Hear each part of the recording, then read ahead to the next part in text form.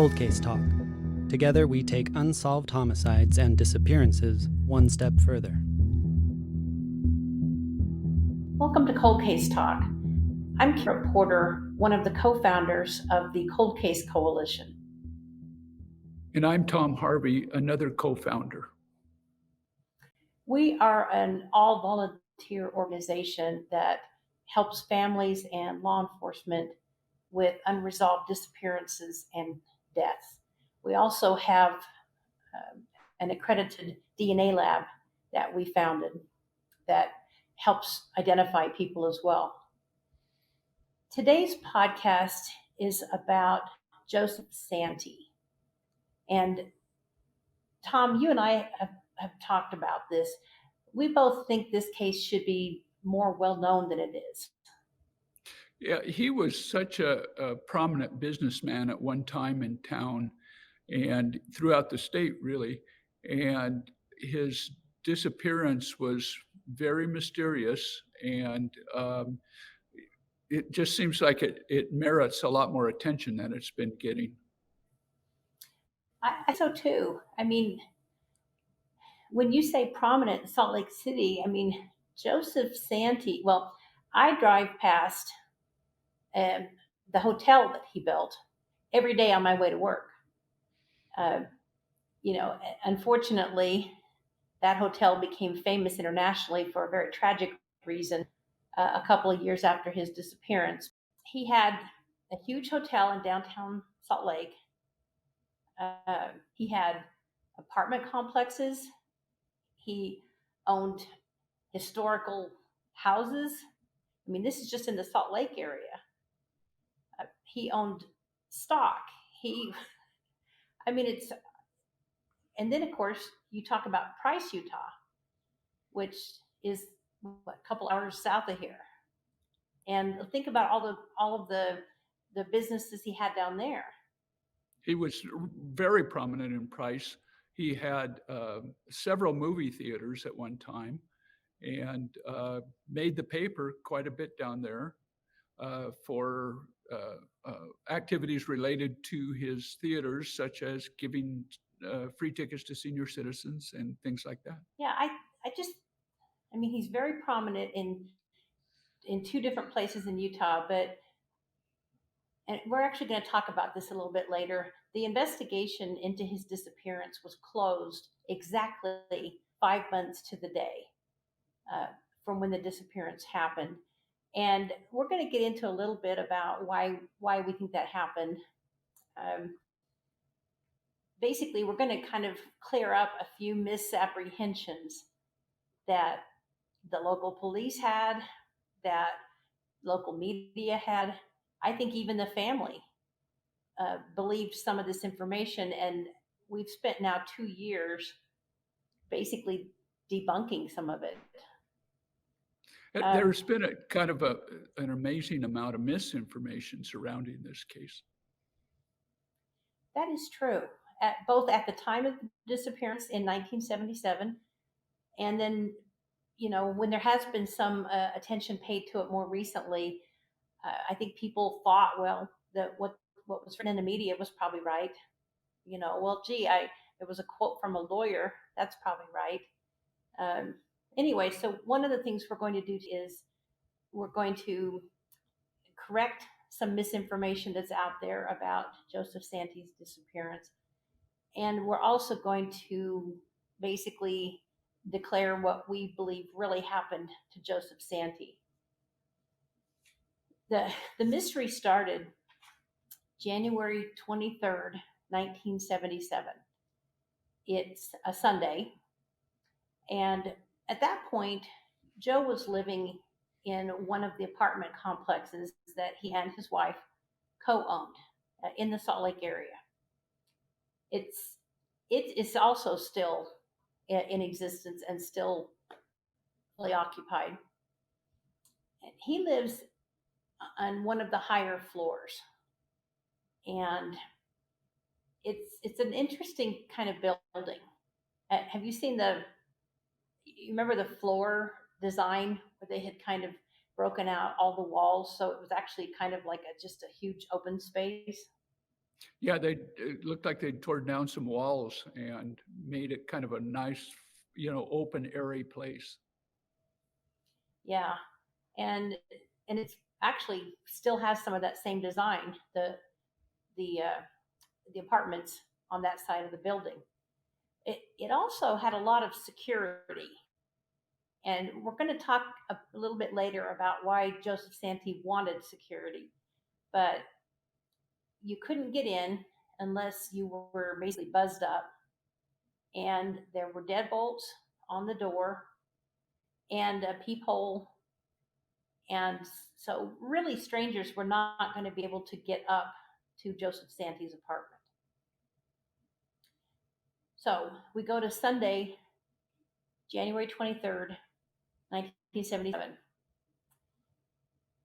Joe is supposed to meet somebody for breakfast and doesn't show up. So, this person contacts the building manager and says, "Have you seen Joe?" And actually goes to the apartment. And not only is Joe not there, but the door is unlocked. And they look around, and there's a couple of pretty good descriptions of what they found in the apartment. Joe's reading glasses were there, his slippers. Um, there were coffee cups on the table. There was a gun nearby, um, and um, uh, there was a Salt Lake Tribune from that day, and on the table, and there was a few small drops of blood around. Interestingly, the fact that there were drops of blood on the dining room table area isn't something that was widely publicized. They were very small drops, and so small that at the time they weren't even sure if they could confirm what they were. So they sent the the three items that seemed to have what could be blood on them, just little pinpoints of blood. They sent those to the FBI, and the FBI did come back and say there's definitely some blood. There's not enough back in 1977 for them to identify the type, but there was blood on the Tribune, and there was blood on a pen that was sitting near the Tribune. And then they said there was one more dot of blood on an unknown substance that they could not figure out. Well, sometimes Joe went out of town, and so maybe he'd gone out of town. His wife Mary was down in Price at the time, and so, but she had an unlisted number. So what they did though was they called. Price was not a big town, not a big city at the time. So they called the local operator and said they had an emergency call for Mary Santi. And so the operator got a hold of Mary and connected them. And the building manager didn't really want to tell Mary what was going on. Um, I'm guessing it's because they didn't want to alarm her unnecessarily, but do you think maybe also because the person he was supposed to meet that morning was a lady friend? I think that's a plausible explanation. They didn't want to, uh, I don't know, embarrass her or alarm her or uh, uh, inform on him. So what they do is they tell Mary. Now remember, Mary is a partner to Joe in most of their businesses. We're going to talk a little bit more about their backgrounds coming up, but she's a sophisticated person, so they're trying to come up with something to tell her to not worry her too much. So they basically say, um, "Hey, does Joe happen to be at his mother's?" Because Joe's mother lived in Price at the time. No. Wait, what do you need? They say, well, the heater's out. And of course, it's January in Salt Lake City, Utah. And so Mary says, well, fix it. I mean, people are going to freeze. And they said, well, we don't really want to do anything without Joe's okay. And Mary, of course, says, well, I'm giving the okay. I mean, she's a co-owner. And but Mary starts to think, I think there's something else going on here. Joe and Mary's daughter Mara was one of the first to enter the apartment. So here we're going to have a stand-in read as Mara described it in a later lawsuit. His reading glasses were on the table, his wristwatch. At the time we went in, it looked like, well, there was a pillowcase found with miscellaneous jewelry that looked kind of funny and that was stuffed in a pillowcase, like somebody was going to take or something, or didn't take it, like it was left. Everything was there. He had a gun sitting on the kitchen table, all of his clothes. Nothing was missing out of his clothes. Nothing was out of place. In fact, there were 2 coffee cups sitting on the table. Everything was there. His shoes, socks on the front room floor. Including his extremely expensive Piaget watch, which was more expensive than a Rolex, for example. And that was one of the items that was in this half full pillowcase on the bed. So this is what the manager sees. This is what his friend sees that he was supposed to meet for breakfast. And later, this is what the family sees when they come. But there weren't any signs of a real struggle. The gun, even though it was nearby, was actually in the kitchen on a kitchen table. Of course, you remember this is one big open space. But and other than there was a centerpiece on the dining room table that was overturned, and his slippers, his house shoes, under the dining room table. One of them was on its side. Here's another reader of a transcript from the insurance lawsuit. This one has Joe's wife, Mary, also talking about his apartment after his disappearance. The thing that made it suspicious was that when I walked into his apartment, all those valuables were there. I couldn't believe it. His gun collection, coin collection, nothing was touched that I could see except for this silly pillowcase. All of his clothing was there. Everything was there. And outside, there were 3 vehicles that he owned that were just sitting in the parking lot. Yeah, it's weird. The police did search the vehicles after they were called, and they found Joe's briefcase in one of the vehicles. And they took the briefcase down to the station, and then they asked Joe's wife, Mary, to come down. That's what made me even more suspicious. I picked the briefcase up from the police. I said, gosh, this is strange. He never leaves his briefcase in the car. And they opened it together, and it was full of stock certificates.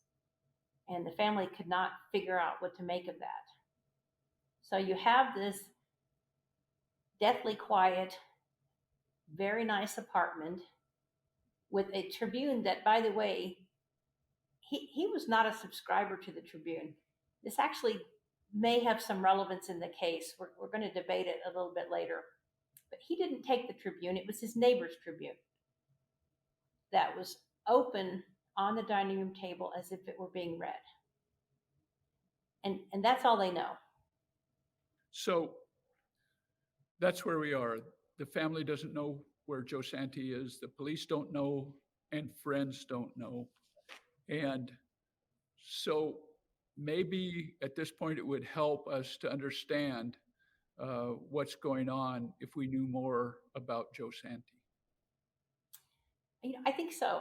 I think there are some things about Joe's background that kind of all ultimately culminates in what happened in Salt Lake City. So Joe was born in 1922 in a town called Wattis near Price, Utah. And he continued to live in the area until he was an adult. He went to the local high school, and he played sports and did track and field and played basketball. And Joe Santi was a really good accordion player, like really good. Like he would give lessons. He was very much in demand at the Kiwanis Club. And he would teach people to dance to, for example, the Tarantella, one of the most famous accordion songs uh, that I think most people recognize. And just a side note, his family was of Italian origin also. And in the Price area, there were a lot of families of migrants, of European, Eastern European uh, immigrants. Yes, his Joseph's parents were born in Italy, and then came to Carbon County and settled down. Um, Joe's father died in a coal mining accident when he was only about 16 years old, and so that left Joe's mother, with several kids that she was now raising. And I don't know whether that had anything to do with how industrious Joe became, but I think things do shape your life. Um, so after Joe graduated from high school, he got his first job at a theater. And theaters are going to play a big role in this podcast, and they played a huge role in Joe's life. So he goes to work at the local theater, and then December 1941, of course, the United States is attacked. And so Joe moved to California and went to work at actually a very famous shipyard. Um, this shipyard actually, just trivia, but this shipyard actually produced more ships during World War II than any other shipyard in the country. After that, he registered for the draft. And he entered the Navy uh, during the war and became what's called an oiler, which is basically a mechanic type job where you keep the ship operating. I was researching what was an oiler, and one description of it was basically it's the person that figures out what to do. you know, um, and and I think Joe carried a lot of those skills. Later in life, I mean, yeah, he's got this super fancy hotel in downtown Salt Lake City. He is also personally uh, tearing down the walls and revamping old houses. I mean, he was flipping houses before it was as well known as it is now. And I think it's because he really did have pretty amazing skills in terms of um, property and making things work. So after 3 years uh, serving in the Navy during the war, Joe returned to Price and started a courtship with a local girl named Mary Jane Georgides. They actually knew each other before then. I mean, not only was it kind of a small town, but we found in the newspapers some events where they were both in attendance. But Mary was a good match for Joe. I think she had a business mind and was very interested in business. She had gone to business school, and during a brief period of time when they lived in California, she had worked at a Bank of America. So, she was very supportive of Joe's. Let's see, one of his friends said that Joe was very aggressive in his businesses. And Mary, I think, was very supportive of that. Maybe not coincidentally, but Mary's family members actually owned the local Star Theater in Price. So Joe's first business was a grocery store, but it was those theaters that he went back to. Definitely. And he had a couple of things. He had a little cafe here. He dipped into California for a while, but in 1951 he opened his first theater, the Price Theater, which is still an active theater in Price. And the first movie that was shown by Joe as the owner of Price Theater was called Kind Lady. It's corrupt as you are, vicious and insane. And then a year later, Joe opened the nearby Carbon Theater. And the first movie that was shown by Joe as the owner of that theater was Colorado Sundown. Stand by and see a big dumb ox get a third of this timber? Now, don't go showing your bad side, Mr. Hurley. I'll show you. And then in 1953, Joe opened a third theater in the Price area, the Motor View Theater. It was a drive-in. And the first movie that Joe showed as the owner of the Motor View was Mrs. O'Malley and Mr. Malone. Mrs. O'Malley and Mr. Malone, a pair of wacky characters, the like you've never known. I'm telling you that the murderer is running around loose on the train right now. And every minute you keep us tied up here, you're helping him get away. Don't you ever run down? I'm just trying to tell you You'll that... tell me nothing. 2 dead bodies and $10,000 in stolen money in your room. You call that evidence? And I have to say, Tom, I laugh every time I see that clip. And now I want to see that movie. It's pretty funny. And I had never even heard of that movie till I was looking at the posters for Joe's theaters. Because of his involvement with the theaters and his generosity, he was really well known in the Price area.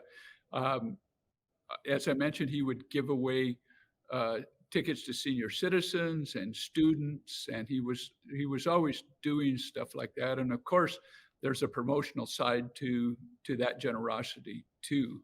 But he seemed very successful at the theater business. Yes. Well, the senior citizens and the students loved it, but some of the movie distributors didn't. And that was the first time that Joe Santi was sued. It was not the last. This actually is important to know in this case. Joe Santi had his hand in everything, and Joe Santi got sued on a regular basis. And you'll see why in a little bit, why that is an important fact to know. He worked it out with the theaters or the distributors who were annoyed with him.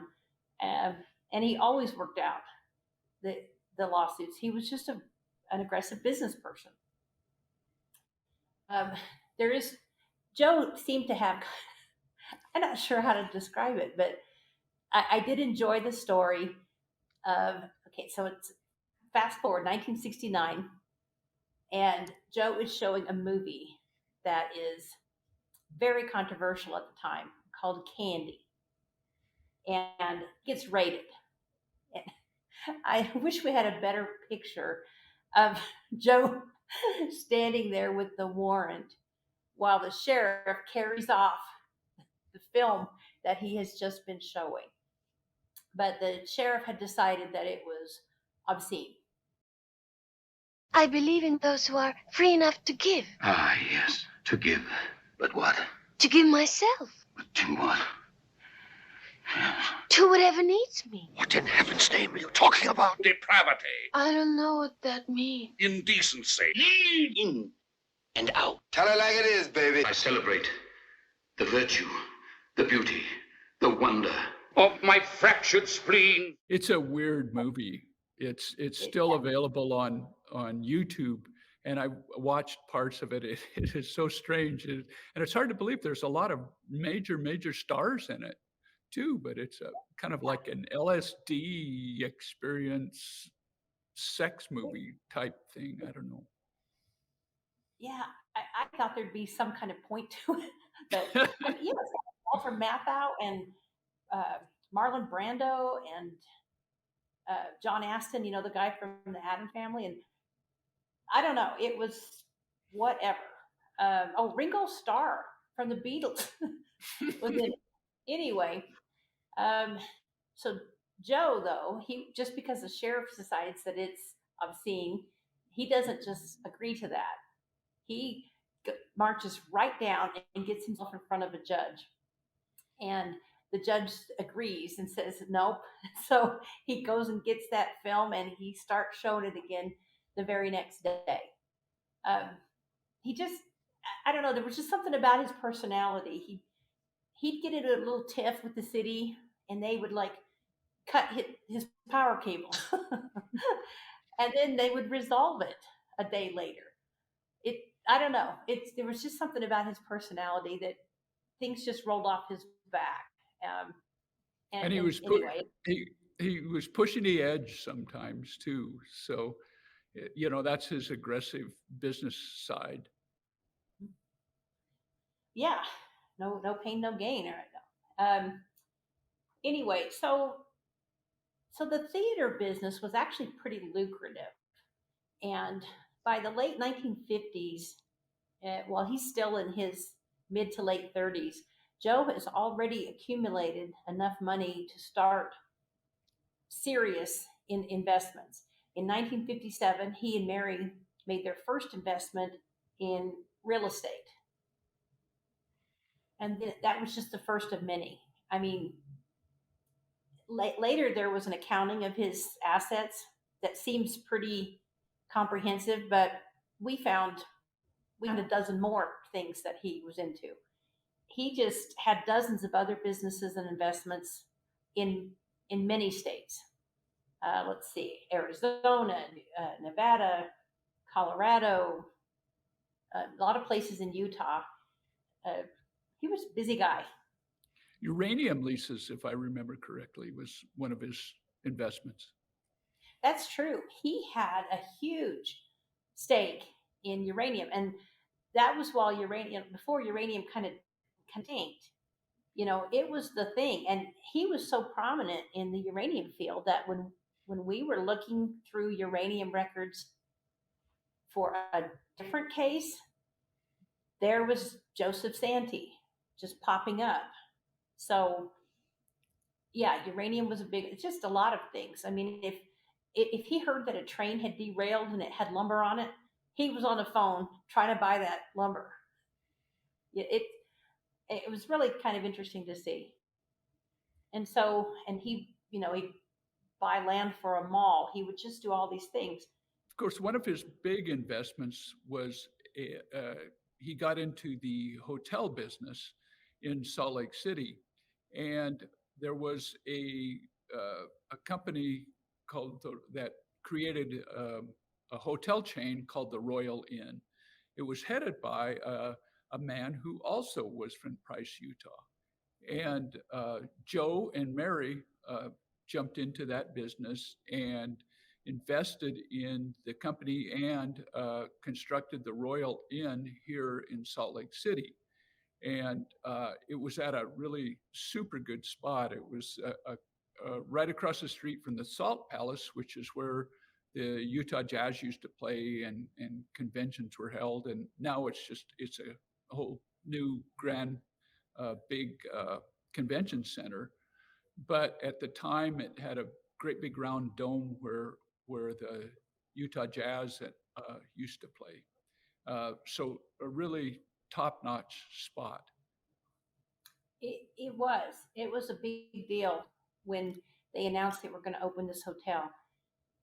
Plus, Joe also he wanted to make a kind of the whole block, that whole part of Second South, sort of part of his little, I don't know, fiefdom or something, business fiefdom. And so he also bought or was in the process of buying like 4 buildings immediately to the west of where they were building this hotel. But I think we would both agree that buying into this hotel, well, it changed their lives and not in a good way. Yeah, it caused some trouble. It did. Mary Santi, Joe's wife, she believed that the royal inns is what led them to become somewhat estranged in the 1970s, because Mary's view was that the owner of Royal Inns of America, who was from Price, that Joe just would never believe that this guy could do anything wrong. Yeah. One thing about it, I think Joe really had I mean, if it was somebody from the Price area, he just, I don't know. I think she believed that he would, well, I don't even know how to say it. Mary believed that that because Joe had known him for years in Price, that Joe was just willing to believe whatever he said, and she said she didn't. And she said that was the beginning of the problems in their marriage. So the hotel is finished in 1972, and it does generate quite a bit of traffic and interest. I mean, there was a kind of a funny incident where a very famous rock band stayed overnight and was arrested for skinny dipping in the hotel pool. And then people would come and have their conventions or their conferences there. So it was a good, it was a good location, good hotel. Had really good food, for example, the restaurant. But Mary became suspicious, as did others, that they were that they had a pattern. Mary's belief was that they would get the money, the investment money, and then they would find some excuse to basically take the hotel back and then sell it to someone else and get more money. She felt very strongly that that's what they were trying to do. And she would try to tell Joe that, and Joe would say, I know this guy, he's a good guy. Their pattern was to get an owner in and put him in arbitration and take the hotels back. They tried to get our hotel back a month after we were in, and I threw them out. From that time on, we were in court. Then they tried to get Joe to get me out of there. They were trying to convince him that I was a troublemaker. That's where all the trouble started between Joe and I. Meanwhile, Joe and Mary continued to just accrue more and more properties and businesses. He becomes either an owner or part owner of a Walgreens, a Taco Time, the Woolworth building in Price, and just becoming very wealthy. He bought what I think is the most beautiful house. I'm very envious of this house. It is a spectacular house in Salt Lake City. You can't beat the view, and it was the most expensive house when it was built during the Depression. And it's fabulous. And so that's basically what he was doing in 1977. At this point, January of 1977, Joe is 54 years old. This very prominent business person, and now he's missing. Next up, episode 2. If you have information about this or any other unsolved homicide or missing person case, now is the time to speak up. You can contact us on our website at coldcasetalk.com or call the Cold Case Coalition's confidential tip line at 385-CLUE-313. That's 385-258-3313. Let us know what you think of the show on Instagram, Twitter, and Facebook at Cold Case Talk. By subscribing, rating, reviewing, and sharing this podcast with others, you help us keep these cases in the light.